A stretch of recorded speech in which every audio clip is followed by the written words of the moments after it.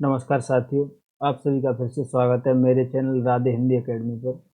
तो आज के इस वीडियो लेक्चर में हम बात करेंगे जो हमारी यूजीसी नेट के सिलेबस यूनिट 9 में हिंदी निबंध दिए हुए हैं। तो उसी हिंदी निबंध की जो हमारी हमने श्रृंखला स्टार्ट की थी, उसमें अब तक हमारे 3 निबंध हो चुके हैं। आज का हमारा जो निबंध है वो है मजदूरी और प्रेम। तो आज हम इसी निबंध का मूल पाठ और तथ्यपरक अध्ययन करेंगे दोस्तों। तो आइए चलिए मेरे साथ हम देखते हैं। तो दोस्तों आज का जो हमारा निबंध है वो मैंने बताया आपको। आज का जो निबंध है हमारा वो है मजदूरी और प्रेम, जो सरदार फूल सिंह जी का है। ठीक है दोस्तों, तो मजदूरी और प्रेम किसका है? जो सरदार फूल सिंह जी का है। तो आइए हम देखते हैं कि द्विवेदी युगीन निबंधकारों में सरदार फूल सिंह सर्वाधिक सशक्त निबंधकार माने जाते हैं। यानी जो हमारे सरदार फूल सिंह हैं, ये कब के निबंधकार हैं? तो ये द्विवेदी युगीन निबंधकार हैं। यानी निबंध के स्टार्ट हमने देखा था कहाँ से, तो भारतीय युग से है। तो भारतीय युग के बाद जो हमारा द्विवेदी युग आता है, तो द्विवेदी युग के सरदार फूल सिंह सशक्त निबंधकार माने जाते हैं। ठीक है दोस्तों, नेक्स्ट निबंध है। इनके निबंध 1909 से 1913 के बीच सरस्वती पत्रिका में प्रकाशित हुए। यानी जो सरदार फूल सिंह जी ने जो भी निबंध लिखे, उनके निबंध सरस्वती पत्रिका में प्रकाशित हुए। 1909 और 1913 के बीच जितने भी उन्होंने निबंध लिखे, वो उन्होंने इसी बीच में लिखे और ये सभी सरस्वती पत्रिका में प्रकाशित हुए। सरदार फूल सिंह के सभी निबंध भावात्मक कूट के होते हैं। यानी जो सरदार फूल सिंह के अगर हम निबंधों की बात करें तो उनमें भाव ज़्यादा होता है। यानी वो भावनात्मकता से परे निबंध लिखते हैं। इनके निबंधों को निर्बंध निबंध भी कहते हैं। ठीक है दोस्तों, इनके निबंधों को किस रूप में जाना जाता है? तो निर्बंध निबंध के रूप में इनके निबंधों को जाना जाता है। इनके मुख्यतः 6 निबंध मिलते हैं। यानी सरदार फूल सिंह ने जो कुल 6 निबंध लिखे हैं, वो 6 निबंध इस प्रकार हैं, हम देखेंगे।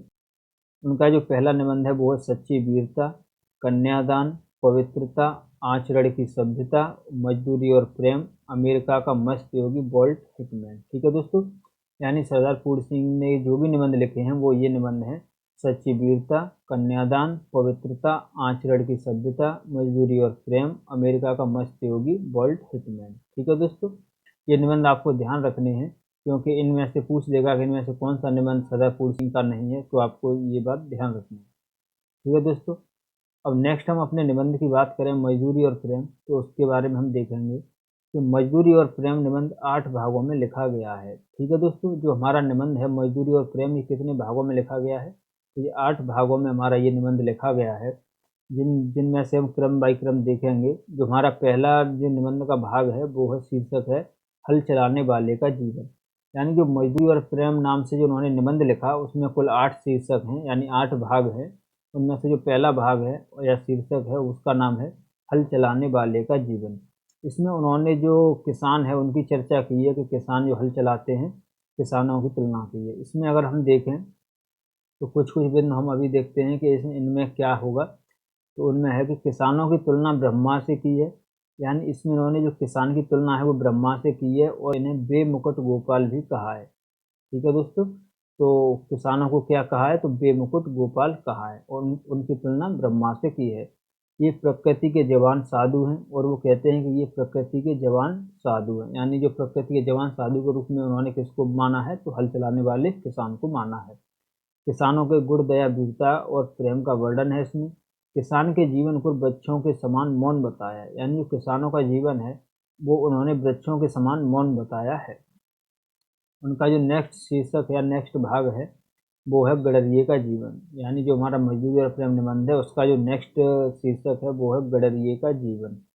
लेखक ने गडरिये के जीवन को पवित्रता से पूर्ण बताया है, भेड़ों की सेवा ही इनकी पूजा बताई है, और गडरिये की तुलना क्षीर सागर में लेटे भगवान विष्णु से की है। ठीक है दोस्तों, ये पॉइंट इंपॉर्टेंट है, इन्हें आप जरूर ध्यान रखना कि गडरिये की तुलना उन्होंने किससे की है? तो जो भगवान विष्णु है वो क्षीर सागर में लेटे हुए हैं, उन्हीं से गडरिये की तुलना की है। वो अभी हम आगे जब मूल पाठ का अध्ययन करेंगे तब हम देखेंगे।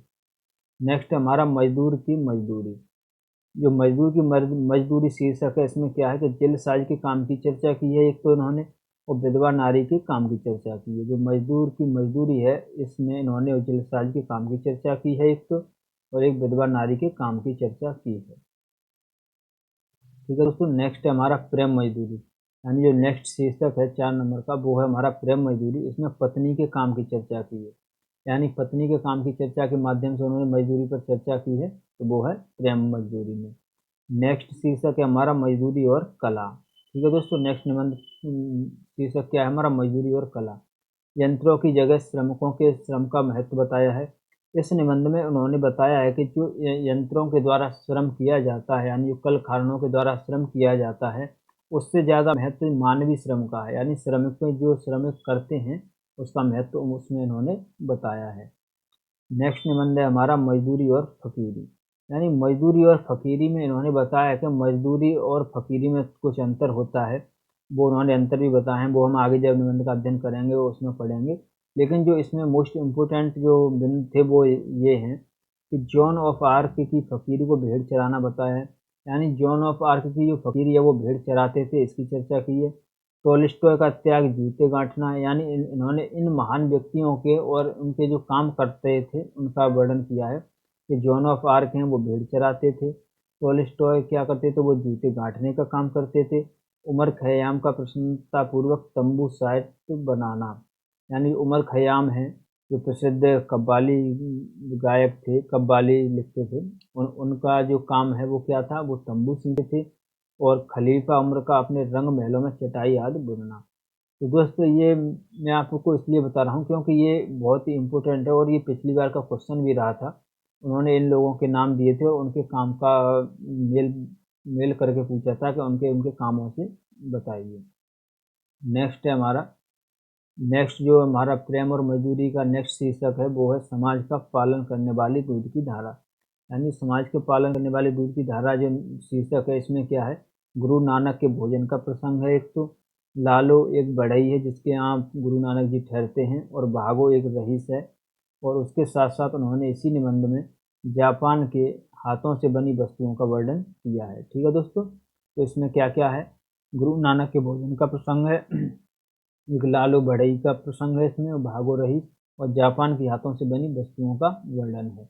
और जो अंतिम शीर्षक है हमारा वो है पश्चिमी सभ्यता का नया आदर्श।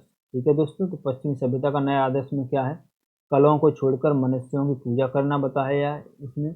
यानी जो कलों से हम परिश्रम करते हैं, जो यंत्रों के द्वारा हम अपनी वस्तुओं का निर्माण करते हैं, उसकी जगह हम मनुष्यों से सहायता लें। और जो पश्चिमी सभ्यता का नया आदर्श का जो सूत्रधार बताया है वो किसे बताया है, रस्किन और टोल्स्टॉय के माध्यम से उन्होंने बताया है। ठीक है दोस्तों, तो ये हमने प्रेम और मजदूरी में जो 8 शीर्षक थे उनको हमने देख लिया है। अब हम नेक्स्ट करेंगे, इससे जो पिछले वर्ष क्वेश्चन आए हुए हैं पीवाई की, उनकी हम चर्चा करेंगे। तो देखिए कैसे क्वेश्चन आते हैं। उसमें पहला क्वेश्चन है हमारा कि अध्यापक पूर्ण सिंह से संबंधित निम्न कथनों पर विचार कीजिए। पहला है, हिंदी, पंजाबी और अंग्रेजी में लिखने वाले पूर्ण सिंह ने अंग्रेजी में सर्वाधिक लिखा, तो ये हमारा बिल्कुल सही है। सरदार पूर्ण सिंह ने अंग्रेजी में ज़्यादा लिखा हुआ है। पूर्ण सिंह ने स्वामी राम तीर्थ की जीवनी 1924 में लिखी थी, ये भी हमारा सही है। पूर्ण सिंह ने पारंपरिक भारतीय उदात्त जीवन मूल्यों को आधुनिक पाश्चात्य दर्शन एवं विज्ञान के आलोक में नया रूप देकर प्रस्तुत किया है, ये भी हमारा सही है। पूर्ण सिंह ने हिंदी में कुल 36 निबंध लिखे, ये हमारा गलत है, अभी हमने देखा उन्होंने कुल 6 निबंध लिखे हैं हिंदी में। पूर्ण सिंह ने हिंदी में स्वच्छंदतावादी कविताएं लिखी, तो ये भी हमारा गलत है। ठीक है दोस्तों, तो हमारे ए बी सी जो सा ऑप्शन होगा, यानी हमारा पहला ऑप्शन सही है। अब हम नेक्स्ट बात करेंगे। देखिए इसमें कथन दिया हुआ है कि आजकल की कविता में नयापन नहीं, उसमें पुराने जमाने की कविता की पुनरावृत्ति मात्र है। इस नकल में असल की पवित्रता और कुमारेपन का अभाव है। उपयुक्त कथन निम्नलिखित में से किस निबंध से उद्धृत है। तो दोस्तों मैं यही बताना चाह रहा हूँ आपको, पहले तो हम इसका आंसर बता दें कि हमारे मजदूरी और प्रेम से लिया गया है। आजकल जो एनटीए क्वेश्चन पूछ रहा है उसमें हमें जो मूल पाठ है उसका अध्ययन अवश्य ही करना होगा, क्योंकि वो कहीं से भी लाइन देकर हमसे पूछ सकता है कि ये कौन से निबंध से पंक्ति ली गई है। तो उसके लिए हमें ध्यान से पूरे निबंध का अध्ययन करना ही होगा। नेक्स्ट क्वेश्चन है हमारा कि निबंध मजदूरी और प्रेम के उपशीर्षकों को मैं पहले से बाद के क्रम में लगाइए। यानी जो देखो शीर्षक है उनका क्रम पूछ लिया है, तो सबसे पहले इसमें देखिए, सबसे पहले आएगा हमारा हल चलाने वाले का जीवन। पहले हमने देख लिया गडरिये का जीवन, हल चलाने वाले का जीवन, मजदूर की मजदूरी, मजदूरी और कला, और प्रेम मजदूरी। ठीक है दोस्तों, तो सबसे पहले आएगा हमारा हल चलाने वाले का जीवन यानी बी। फिर आएगा हमारा ए यानी गडरिये का जीवन, फिर आएगा हमारा मजदूर की मजदूरी सी, और फिर आएगा हमारा प्रेम मजदूरी ई, और फिर आएगा हमारा मजदूरी और कला डी। ठीक है दोस्तों, तो हमारा सी ऑप्शन इसमें बिल्कुल सही है। तो आपको इस हिसाब से भी ध्यान रखना है कि कौन कौन से इसके उपशीर्षक क्रम से हैं। आइए अब हम दोस्तों अपने मूल पाठ का अध्ययन करेंगे, इसमें हम स्वयं पढ़ेंगे। तो सबसे पहला हमारा शीर्षक है इसका, हल चलाने वाले का जीवन। तो इसमें हम देखेंगे कि हल चलाने वाले और भेड़ चराने वाले प्राय स्वभाव से ही साधु होते हैं। यानी ये मैंने आपको पहले ही बताया कि हल चलाने वाले और भेड़ चराने वाले प्राय स्वभाव से ही साधु होते हैं। ये पंक्ति पूछ देगा, ये पंक्ति कौन से शीर्षक से है, तो ये हमारे हल चलाने वाले से है। हल चलाने वाले अपने शरीर का हवन किया करते हैं, खेत उनकी हवनशाला है, उनके हवन कुंड की ज्वाला की किरणें चावल के लंबे और सफेद दानों के रूप में निकलती हैं। गेहूं के लाल लाल दाने इस अग्नि की चिंगारियों की डालियों सी हैं। मैं जब कभी अनार के फूल या फल देखता हूँ तब मुझे बाग के माली का रुधिर याद आ जाता है। यानी मैं जब कभी अनार के फूल या फल देखता हूँ तब मुझे जो माली है उसने किस प्रकार से इस पेड़ को उगाया है, किस प्रकार से इस पेड़ को इस काबिल बनाया कि ये फूल फल दे रहा है, तो मुझे उसके रुधिर की याद आ जाती है। उसकी मेहनत के कण जमीन में गिरकर उगे हैं और हवा तथा प्रकाश की सहायता से मीठे फलों के रूप में नजर आ रहे हैं। किसान मुझे अन्न में, फूल में, फल में आहुति हुआ सा दिखाई पड़ता है। यानी जो किसान है वो मुझे अन्न में, फूल में, फल में आहुति हुआ सा दिखाई पड़ता है। कहते हैं ब्रह्माहुति से जगत पैदा हुआ है, यानी कहते हैं कि ब्रह्मा आहुति से जगत पैदा हुआ है, वैसे ही अन्न पैदा करने वाले किसान भी ब्रह्मा के समान हैं। यानी उन्होंने जो किसान की तुलना है वो किससे की है, तो ब्रह्मा से की है। खेती उसके ईश्वरीय प्रेम का केंद्र है। उसका सारा जीवन पत्ते पत्ते में, फूल फूल में, फल फल में बिखर रहा है। वृक्षों की तरह उसका भी जीवन एक प्रकार का मौन जीवन है। यानी वृक्षों की तरह उसका भी जीवन एक तरह से मौन ही है। आगे देखें, वायु जल पृथ्वी तेज और आकाश की निरोगता इसी के हिस्से में है।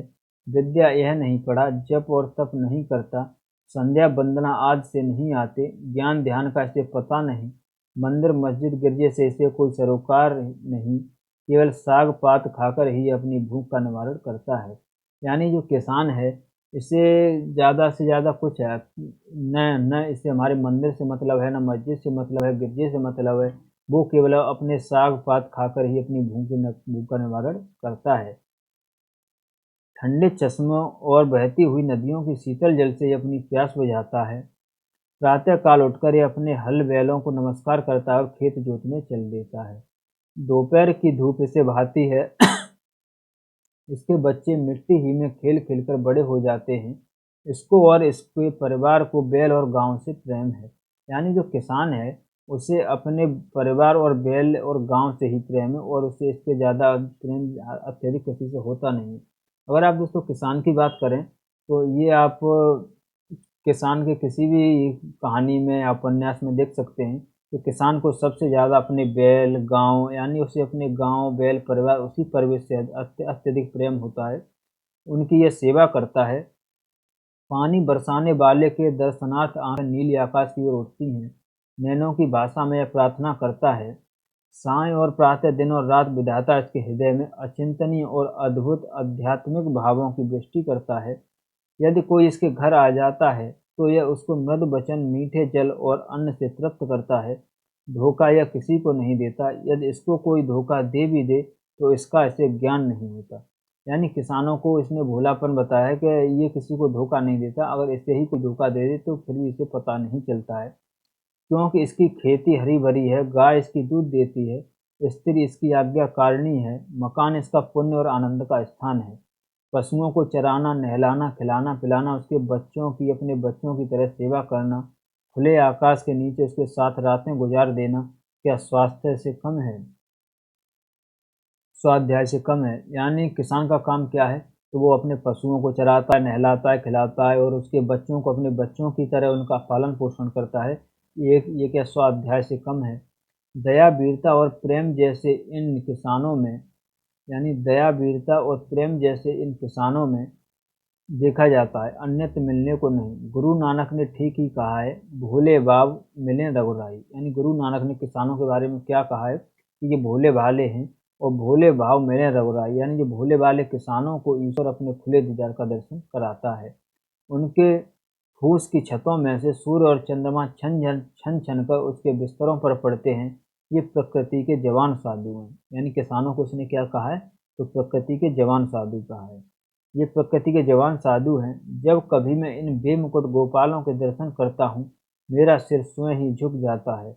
जब मुझे किसी फकीर के दर्शन होते हैं, तब मुझे मालूम होता है कि नंगे सिर, नंगे पाँव, एक टोपी सिर पर, एक लंगोटी कमर में, एक काली कमली कंधे पर, एक लंबी लाठी हाथ में लिए हुए, गौओं को मित्र, बैलों का हमजोली, पक्षियों का हमराज, महाराजाओं का अन्नदाता, बादशाहों का ताज पहनाने और सिंहासन पर बिठाने वाला, भूखों और नंगों को पालने वाला, समाज के पुष्ट ध्यान का माली और खेतों का बाली जा रहा है। यानी जो कब जब वो किसानों को देखता है तो उसे क्या क्या याद आता है, वही उन्होंने बताया है।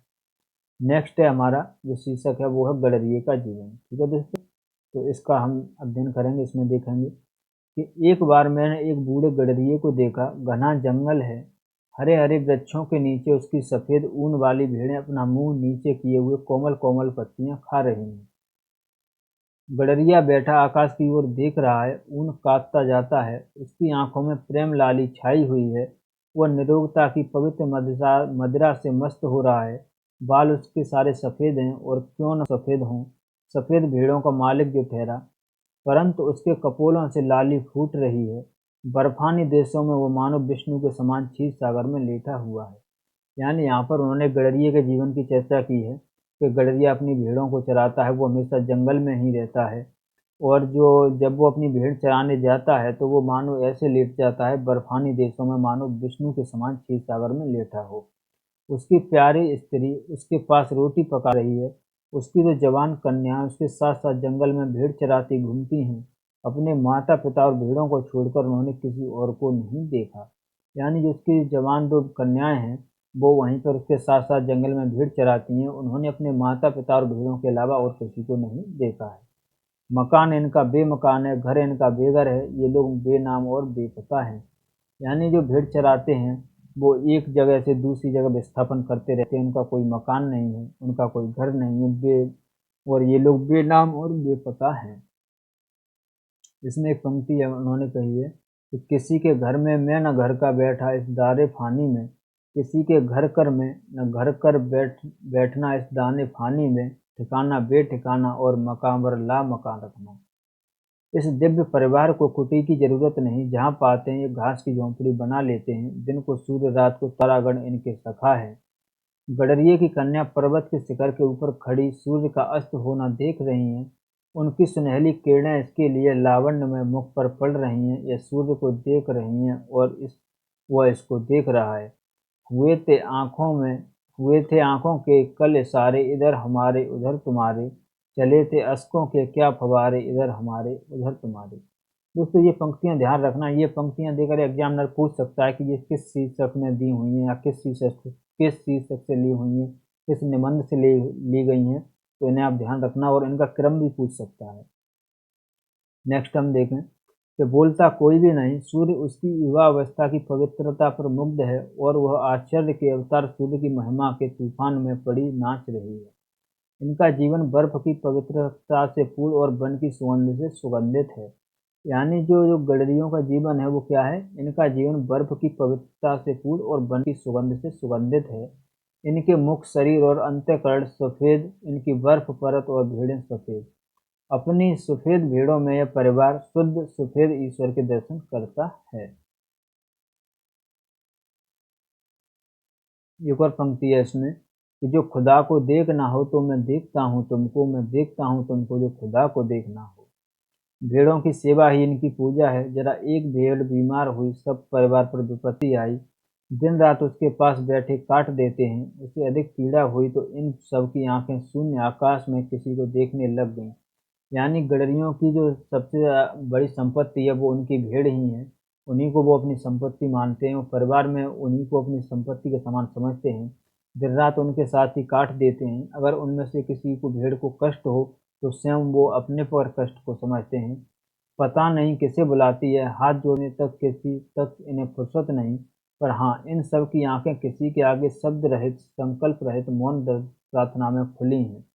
2 रातें इसी तरह गुजर गईं। इनकी भेड़ अब अच्छी है। यानी जो उनकी भेड़ बीमार पड़ गई थी, तो जैसे उनकी भेड़ बीमार पड़ी तो वो भगवान से प्रार्थना करते हैं कि वो हमारी ठीक हो जाए। 2 दिन बाद वो भेड़ अच्छी है। इनके घर मंगल हो रहा है। सारा परिवार मिलकर गा रहा है।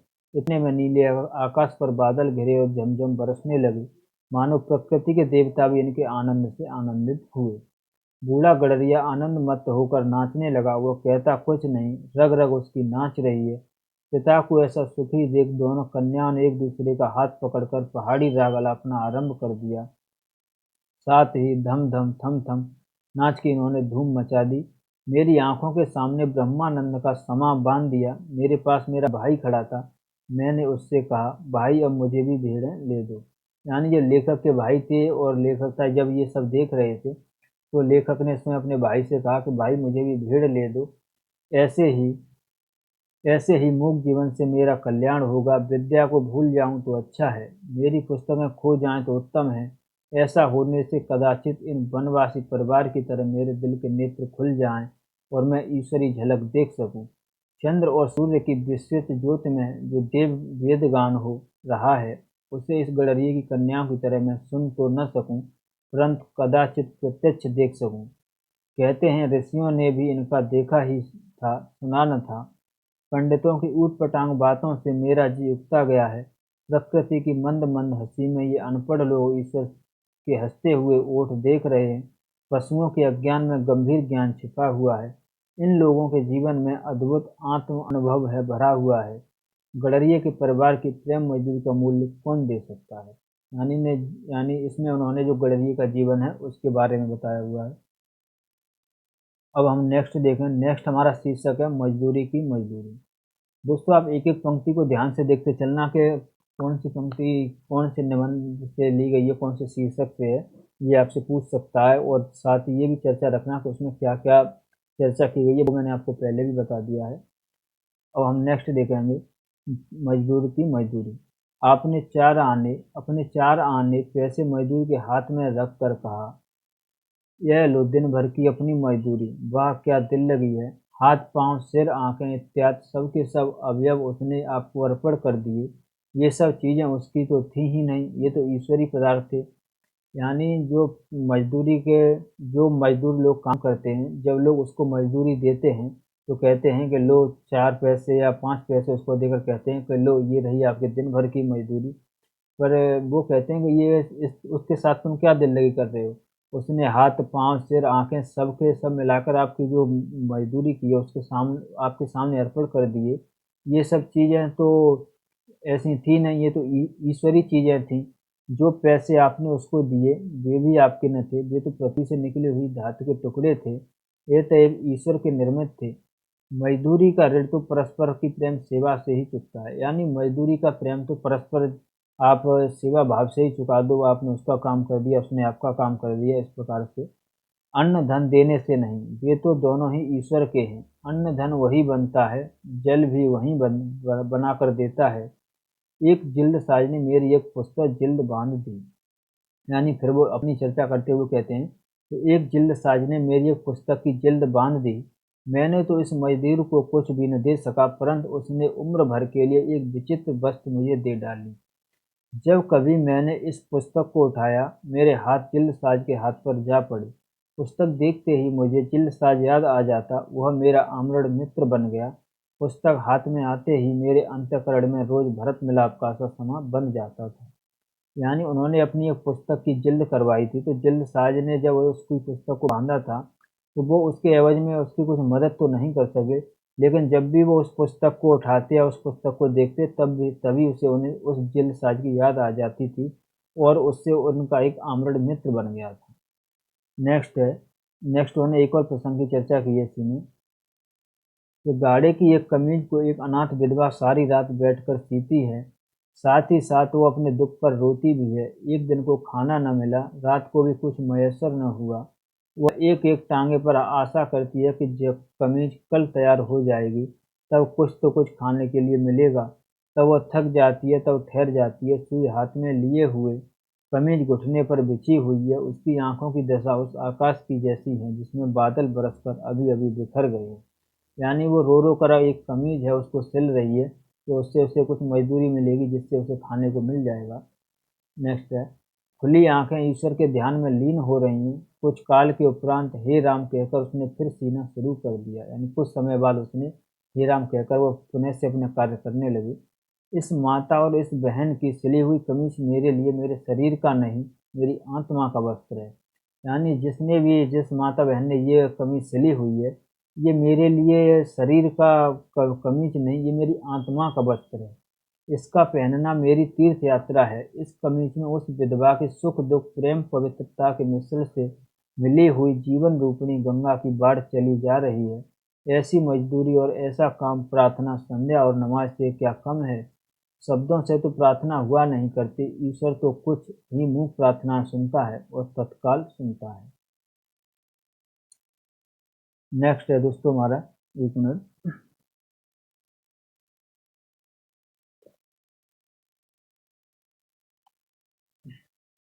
नेक्स्ट जो शीर्षक है हमारा वो है मजदूरी, यानी प्रेम मजदूरी। ठीक है दोस्तों, इसमें हम देखेंगे कि मुझे तो मनुष्य के हाथ से बने हुए कामों में उनकी प्रेम में पवित्र आत्मा की सुगंध आती है। यानी वो इस विषय में बात करेंगे इसमें कि जो मनुष्य के द्वारा काम किया जाता है, मनुष्य के हाथों द्वारा काम किया जाता है, वही अच्छा है। मुझे तो मनुष्य के हाथ से बने हुए कामों में उनकी प्रेम में पवित्र आत्मा की सुगंध आती है। राफेल आदि के चित्रित चित्रों में उनकी कला कुशलता को देख इतनी सदियों के बाद भी उनके अंतःकरण के सारे भावों का अनुभव होने लगता है। केवल चित्र का ही दर्शन नहीं, किंतु साथ ही उसमें छिपी हुई चित्रकार की आत्मा तक के दर्शन हो जाते हैं।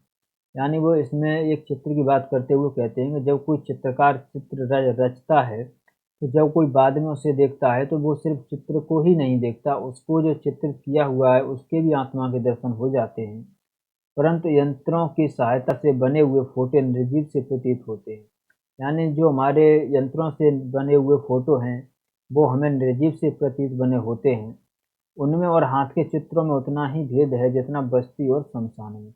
यानी हाथ से बने हुए चित्रों में और जो फोटो निकाली जाती हैं उनमें उतना ही अंतर है जितना बस्ती और शमशान में। हाथ की मेहनत से चित्रों में जो रस भर जाता है, वह भला लोहे के द्वारा बनाई हुई चीज़ों में कहाँ। जिस आलू को मैं स्वयं बोता हूँ, मैं स्वयं पानी देता हूँ, जिसके इर्द गिर्द की घास पात खोद कर मैं साफ करता हूँ, उस आलू में जो रस मुझे आता है वह टीन में बंद किए हुए अचार मुरब्बे में नहीं आता। मेरा विश्वास है कि जिस चीज़ में मनुष्य के प्यारे हाथ लगते हैं, उसमें उसके हृदय का प्रेम और मन की पवित्रता सूक्ष्म रूप से मिल जाती है और उसमें मुर्दे को जिंदा करने की शक्ति आ जाती है। होटल में बने हुए भोजन यहाँ नीरस होते हैं क्योंकि वहाँ मनुष्य मशीन बना दिया जाता है। यानी वो कहते हैं कि मेरा तो विश्वास उसी में है जो मनुष्य खुद बनाता है। अगर होटल की बात करें तो होटल में मनुष्य मशीन बन जाता है, इस तरीके से काम करता है। परंतु अपनी प्रियतमा के हाथ से बने हुए रूखे सूखे भोजन में कितना रस हो जाता है। जिस मिट्टी के घड़े को कंधों पर उठाकर मीलों दूर से उसमें मेरी प्रेम मग्न प्रियतमा ठंडा जल भरकर लाती है, उस लाल घड़े का जल जब मैं पीता हूँ तब जल क्या पीता हूँ, अपनी प्रेयसी के प्रेमामृत को पान करता हूँ। जो ऐसा प्रेम प्याला पीता हो उसके लिए शराब क्या वस्तु है। प्रेम से जीवन सदा गदगद रहता है। मैं अपनी प्रेयसी की ऐसी प्रेम भरी रस भरी दिल भरी सेवा का बदला क्या कभी दे सकता हूँ।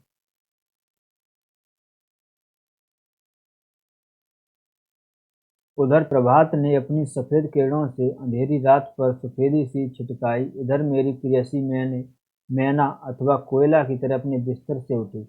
यानी जैसे ही सुबह होती है, जैसे ही सुबह की किरणें आती हैं, वैसे ही मेरी प्रेयसी है वो उस सुबह उठ जाती है।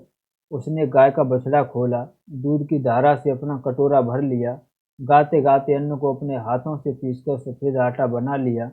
इस सफ़ेद आटे से भरी हुई छोटी-सी टोकरी सिर पर, एक हाथ में दूध से भरा हुआ लाल मिट्टी का कटोरा, दूसरे हाथ में मक्खन की हांडी। जब मेरी प्रिया घर की छत के नीचे इस तरह खड़ी होती है, तब वह छत के ऊपर की श्वेत प्रभा से भी अधिक आनंदमय,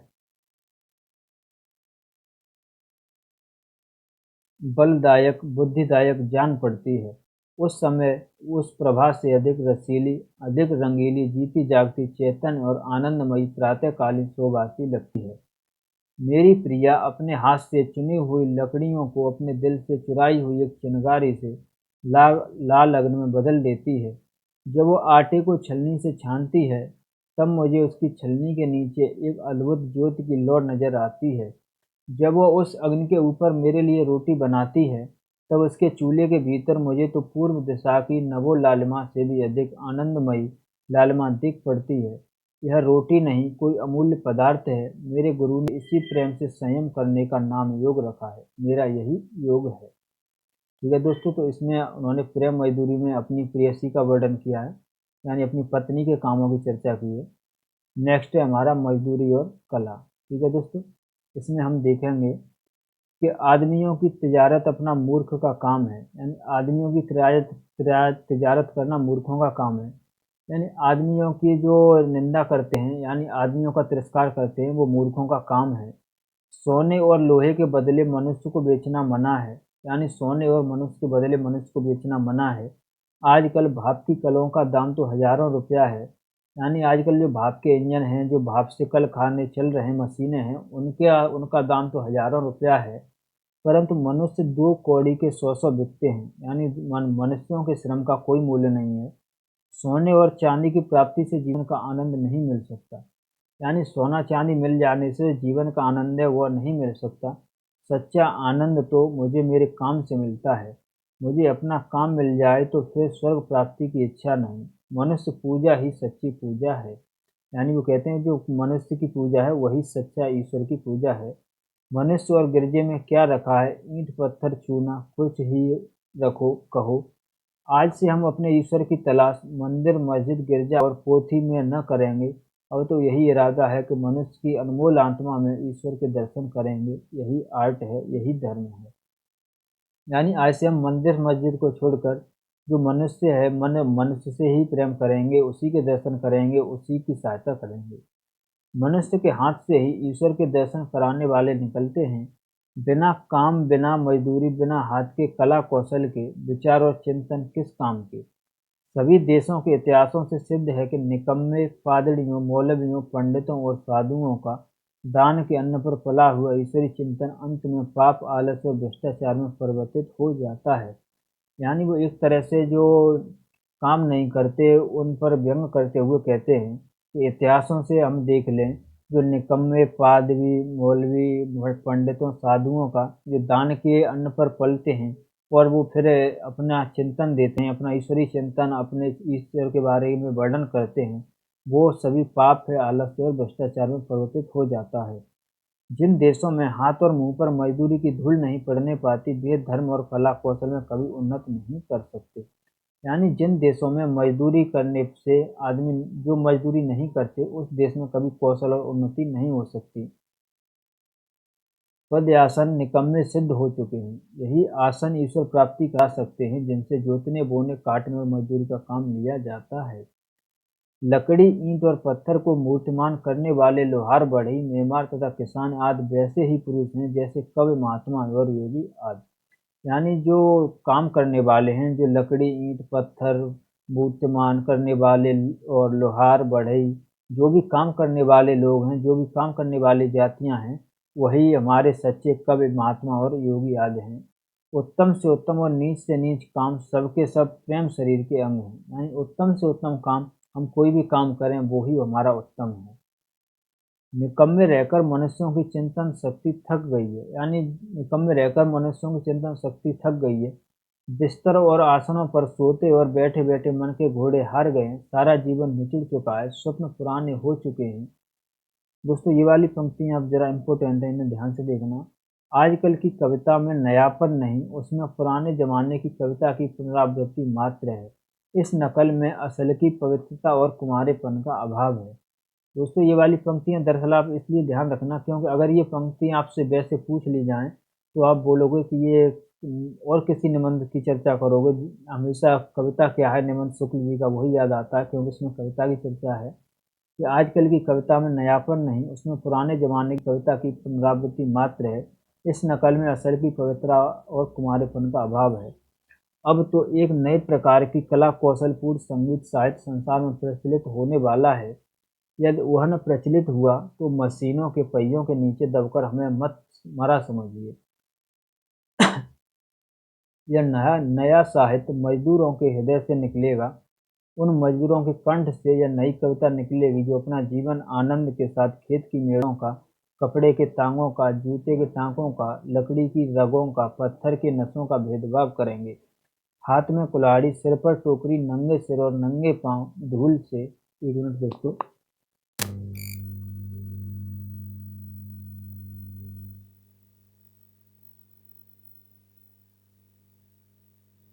धूल से लिपटे और कीचड़ से रंगे हुए बेजुबान कवि जंगल में लकड़ी काटने, तब लकड़ी काटने का शब्द इनके असभ्य स्वरों से मिश्रित होकर वायुयान पर चढ़ दसों दिशाओं में ऐसा अद्भुत गान करेगा कि भविष्य के कलावंतों के लिए वही दुर्प्रद और मल्हार का काम देगा।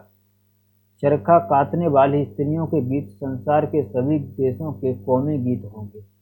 मजदूर की मजदूरगी मजदूरों की मजदूरी ही यथार्थ पूजा होगी।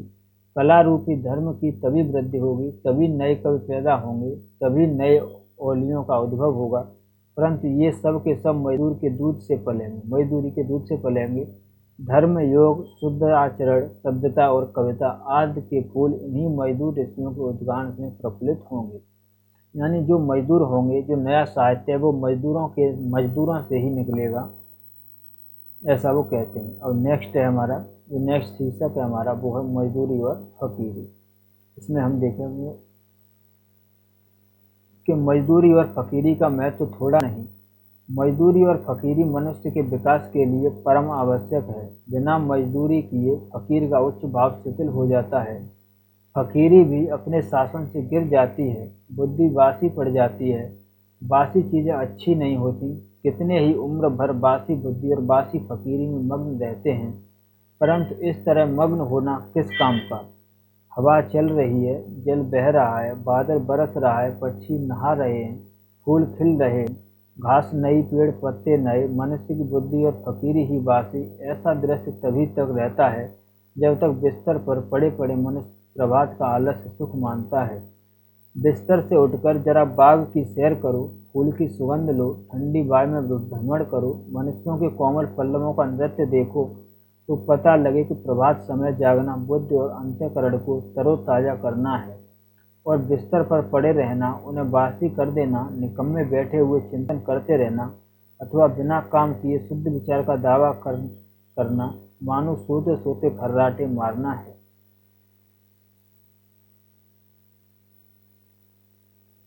जब तक जीवन के अरण्य में पादरी, मौलवी, पंडित और साधु सन्यासी हल, कुदाल और खुरपा लेकर मजदूरी न करेंगे, तब तक उनका आलस्य जाने का नहीं। तब तक उनका मन और उनकी बुद्धि अनंत काल बीत जाने तक मलिन मानसिक जुआ खेलती ही रहेगी।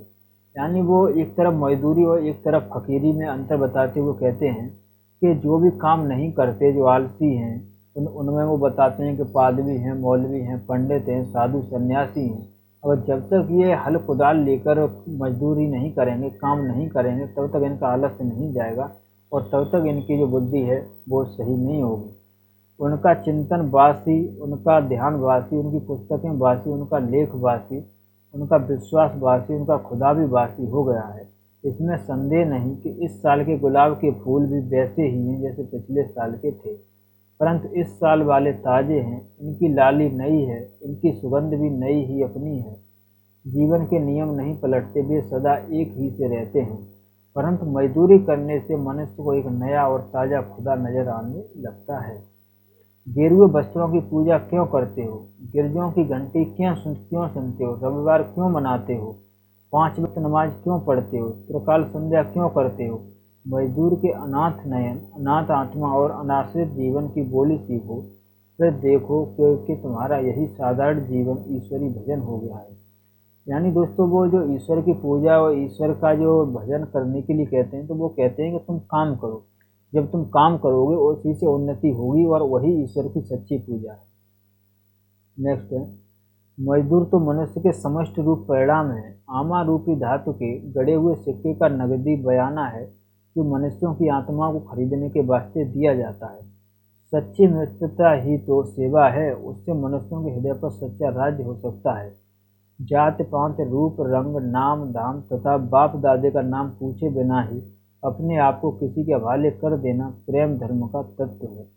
दोस्तों ये वाली लाइन आप ध्यान रखना, ये वाली लाइन इम्पोर्टेंट है हमारी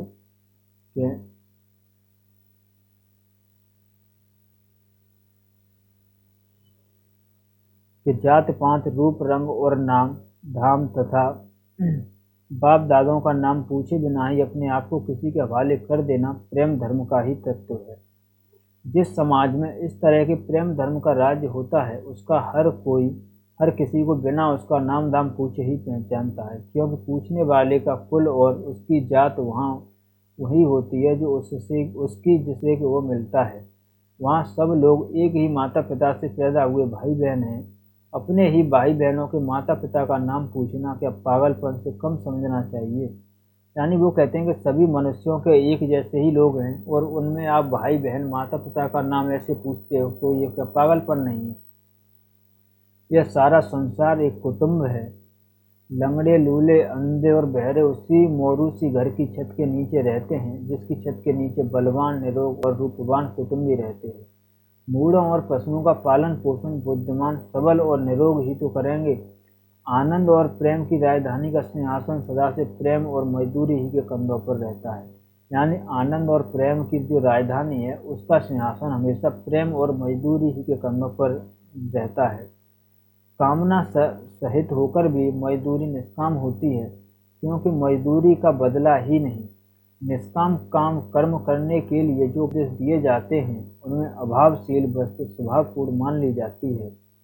पृथ्वी अपने ही अक्ष पर दिन रात घूमती है, यह पृथ्वी का स्वार्थ कहा जा सकता है, परंतु उसका यह घूमना सूर्य के इर्द गिर्द घूमना तो है, और सूर्य के इर्द गिर्द घूमना सूर्य मंडल के साथ आकाश में एक सीधी लकीर पर चलना, अंत में इसको गोल चक्कर खाना सदा ही सीधा चलना है।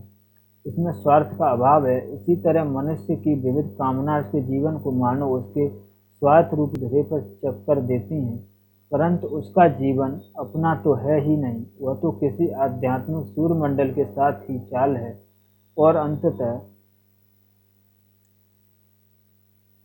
और अंततः यह चाल जीवन का परामर्थ रूप है। स्वार्थ का यहाँ भी अभाव है। जब स्वार्थ कोई वस्तु ही नहीं तब निष्काम और कामनापूर्ण कर्म करना दोनों ही की बात, इसलिए मजदूरी और फकीरी का अन्योन्य संबंध है। ठीक है दोस्तों, अब ये वाली पंक्ति आप ध्यान से देखना। मजदूरी करना जीवन यात्रा का आध्यात्मिक नियम है। जॉन ऑफ आर्क, दोस्तों ये वाला नाम मैंने पहले भी बताया था आपको, इनका ध्यान रखना।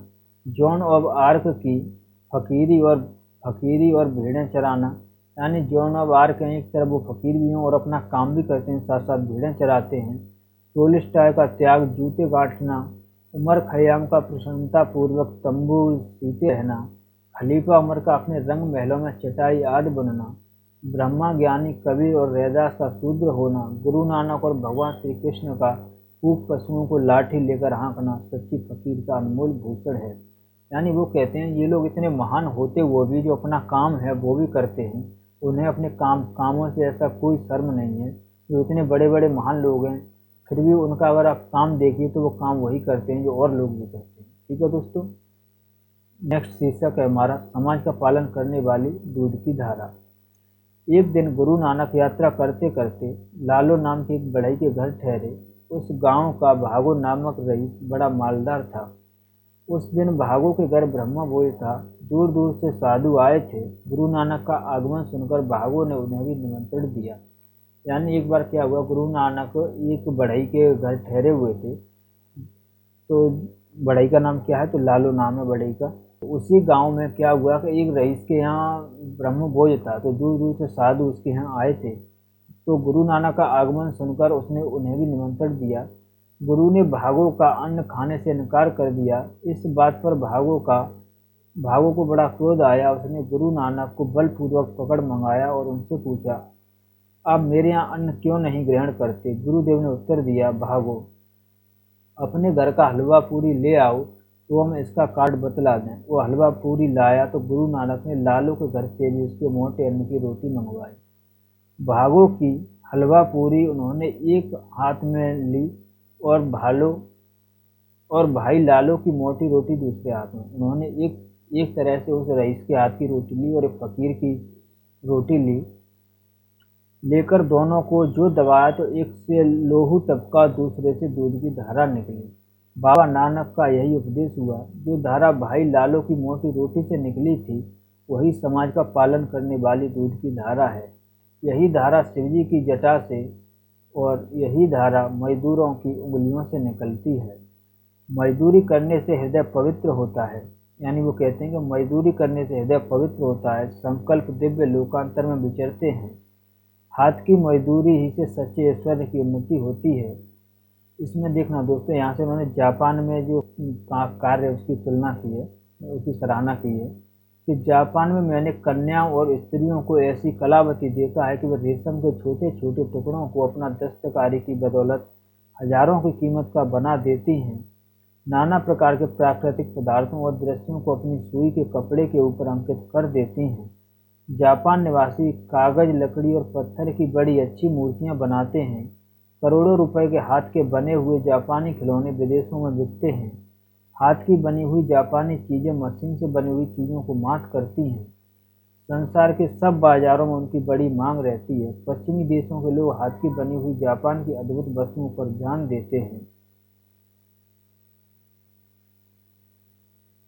एक जापानी तत्वज्ञानी का कथन है कि हमारी 10 करोड़ उंगलियां सारे काम करती हैं, उन उंगलियों ही के बल से संभव है हम जगत ही जीत लें। We shall beat the world with the tips of our fingers.